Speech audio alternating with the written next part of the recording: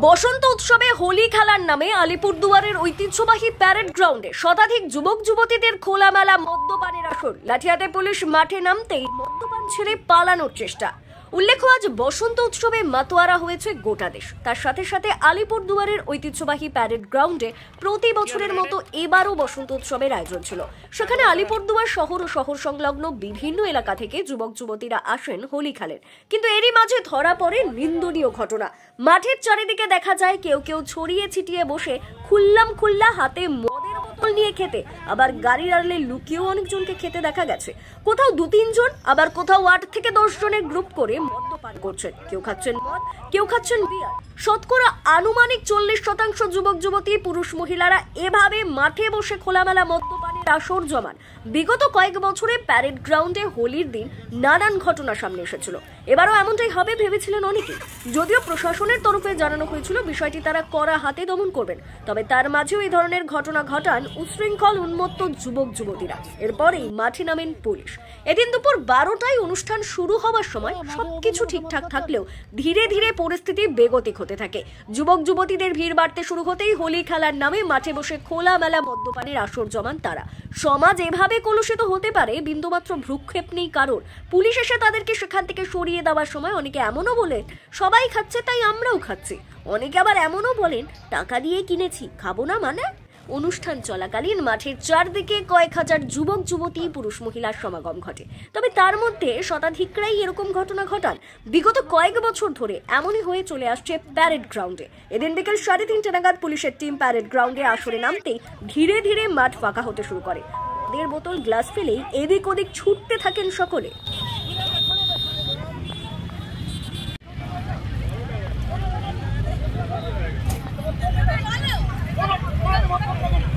খাচ্ছেন কেন? সবাই খাচ্ছে, সবাই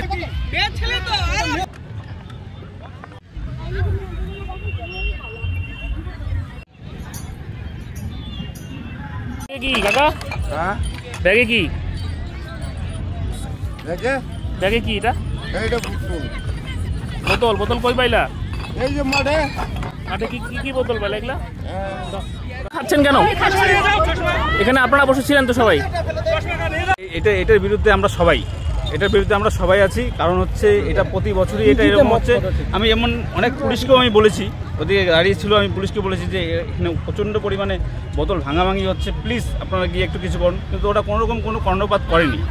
তো এখন আজকে যা দেখছি আমি, এটাতে খুব ভালো হচ্ছে।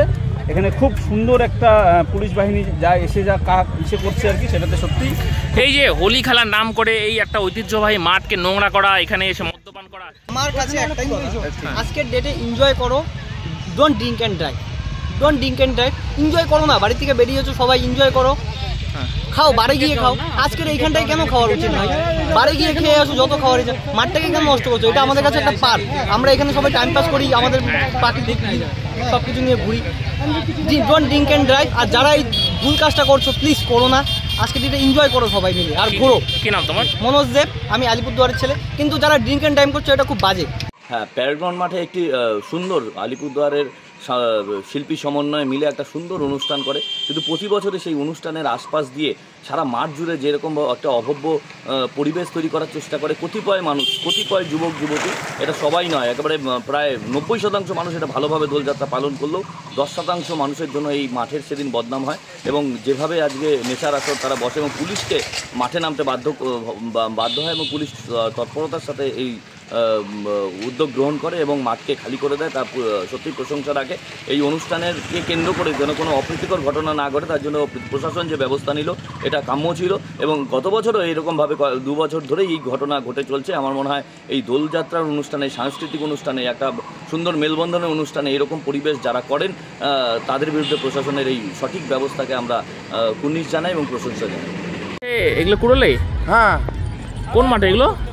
এটা কুড়ের মাঠ, প্যারেড গ্রাউন্ড মাঠ, বড় মাঠ, প্যারেড গ্রাউন্ড মাঠ। হ্যাঁ। কি কুড়ালে? বোতল কুড়াইতেছি। এই যে কি বোতল আছে? বিয়ারের বোতল, জলের বোতল। হ্যাঁ, আর কি বোতল আছে? এই জলের বোতল, হ্যাঁ, কার্টন দাবাইতেছি, সবই কুড়াইতেছি। মদের বোতল আছে? হ্যাঁ, মদের বোতল। ছেলেবেলে কি মদ বিয়ার আর খাচ্ছে? এডি তো খাচ্ছে। কতগুলো কুড়লেন আপনি? এই যে এডি বাইতাছে আর অন্য অল্প আছে। কতগুলো অল্প আছে হেন এনু যতগুলা ওই হেন অল্প আছে। এনু অল্প আছে। কি নাম আপনার? কি নাম? আমার নাম অকিল খতিরিয়া।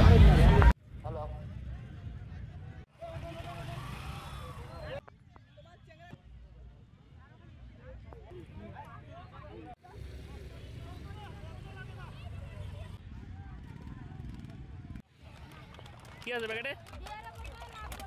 হ্যাঁ বোতল দেখা।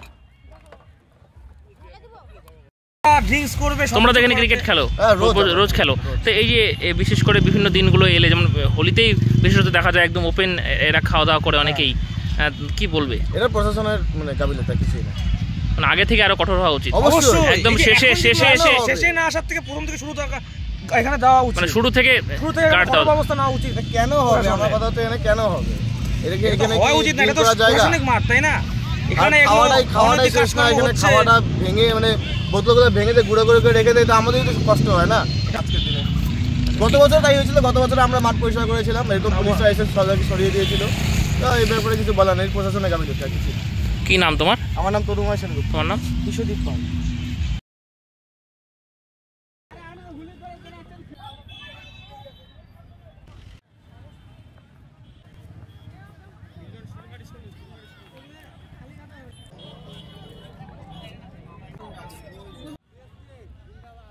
মাঠে ওপেনলে বসে মদ খাচ্ছেন? ওঠেন।